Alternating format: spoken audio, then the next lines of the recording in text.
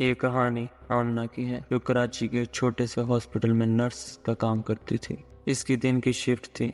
सारा दिन काम करके ये घर को जाने के लिए तैयार थी, लेकिन अचानक इसके मोबाइल पर कॉल आती है। नंबर हॉस्पिटल के मैनेजर का था। इसने कॉल उठाई। मैनेजर बोला, आमिना कैसी हो? आमना ने जवाब दिया, मैं ठीक, आप कैसे हैं? मैनेजर ने कहा, क्या कर रही हो? आमना ने जवाब दिया, बस हॉस्पिटल से निकलने की तैयारी कर रही हूँ। मैनेजर ने आहिस्तगी से कहा, आमिना एक परेशानी है। आमिना ने कहा, सर क्या हुआ? मैनेजर ने कहा, रात की शिफ्ट वाली नर्स आज छुट्टी पर है। क्या तुम उसकी जगह काम कर सकती हो? तुम्हें इस चीज़ का बोनस मिलेगा। आमना का दिल तेज़ी से धड़कने लगा, क्योंकि इनको रात की शिफ्ट का कोई तजुर्बा नहीं था और आमना को अंधेरे से भी बहुत डर लगता था। लेकिन बोनस के लालच में आमना ने हाँ कर दी। घड़ी पर 11 बज रहे थे। अस्पताल में सन्नाटा था। सिर्फ पंखे की आवाज़ गूंज रही थी। आमना रिसेप्शन पर काम कर रही थी। अचानक आमना को ख्याल आया कि मरीजों के कमरे का चक्कर लगाना चाहिए। वो उठी और मरीज के कमरे की तरफ बढ़ी। कमरे में एक बुरी खातून लेटी हुई थी। आमना ने इनका ब्लड प्रेशर और दीगर चीज़ें चेक की और पूछा, आपा सब ठीक है? कोई चीज़ चाहिए? बूढ़ी खातून ने कहा, बेटी तुम कौन हो? अभी तो मेरी नर्स ने मेरा चेकअप किया है और मैंने इससे पानी मांगा था। आमना हैरान रह गई। आमना ने कहा, मैं आज आपकी नर्स हूँ और आपकी नर्स जो पहले होती है वो छुट्टी पर है। बूढ़ी खातून ने कहा, नहीं, वो तो अभी थोड़ी देर पहले गई हैं। आमना ने इनकी बात को नज़रअंदाज कर दिया और पानी लेने चले गई। जब वापस आई तो देखा बूढ़ी खातून पानी पीने में मसरूफ़ थी। आमना ने पूछा, आपा आपके पास तो पानी पहले से था, मेरे से क्यों मांगा? बूढ़ी खातून ने जवाब दिया, नहीं, ये नर्स ने मुझे बोतल दी है। आमना हैरान रह गई और इसकी सारी कीमत जवाब दे गई। अचानक पूरे अस्पताल की बिजली चली गई। अंधेरा छा गया। वो खौफ से चीख उठी।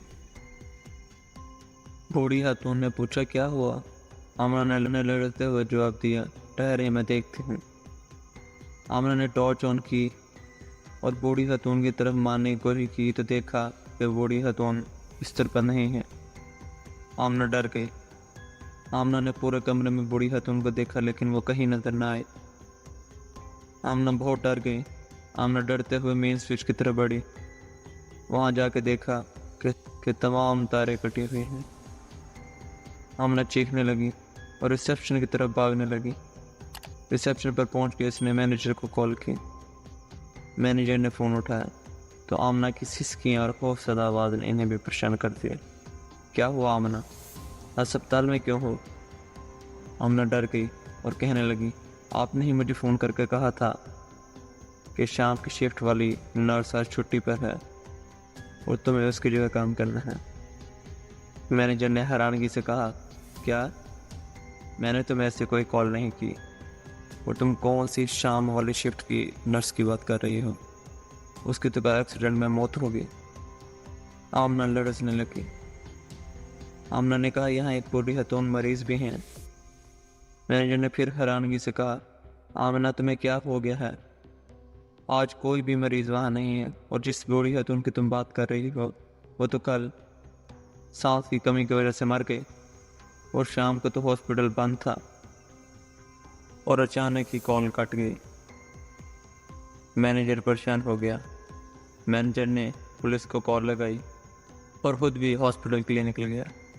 आमना ने फ़ोन रखा और मेन गेट की तरफ दौड़ लगा दी। मेन गेट पर पहुंची तो दरवाज़ा खोलने की कोशिश की, लेकिन दरवाज़ा नहीं खुल रहा था। दरवाज़ा बाहर से बंद था। आमना ने बहुत चीखें मारी, बचाओ बचाओ की आवाज़ें लगाई, लेकिन कोई ना आया। अचानक ही आमना को अपनी बाईं तरफ कुछ नज़र आया। आमना ने गौर से देखा तो वो नर्स और वो बूढ़ी खातून दोनों खून से लथपथ कपड़ों में खड़ी थी। आमना खौफ से चिल्लाने लगी और एमरजेंसी रूम की तरफ भागने लगी। आमना भागते भागते 2-3 बार गिरी भी, लेकिन फिर उठ के भागने लगी। भागते भागते इमरजेंसी रूम तक पहुंची इमरजेंसी रूम का दरवाज़ा खोल कर अंदर जाती है तो क्या देखती है कि वो दोनों सामने ही खड़ी हैं।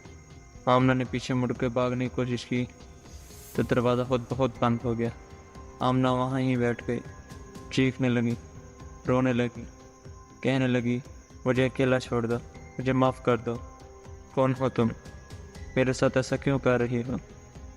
मैंने तो किसी का कुछ नहीं किया। लेकिन वो दोनों रूहें आमना के पास आती रही। जैसे जैसे वो पास आती, आमना की चीखें बुलंद होती। थोड़ी ही देर बाद मैनेजर और पुलिस हॉस्पिटल के दरवाजे पर पहुंच गए। उन्होंने दरवाज़ा खोलने की कोशिश की लेकिन दरवाज़ा नहीं खुला।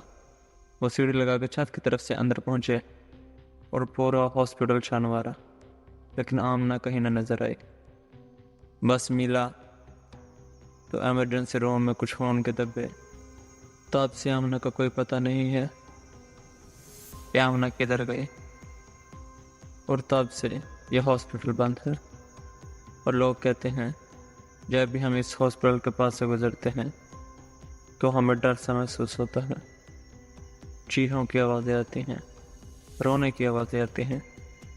ऐसा लगता है कि कोई औरत है जो मदद के लिए पुकार रही है।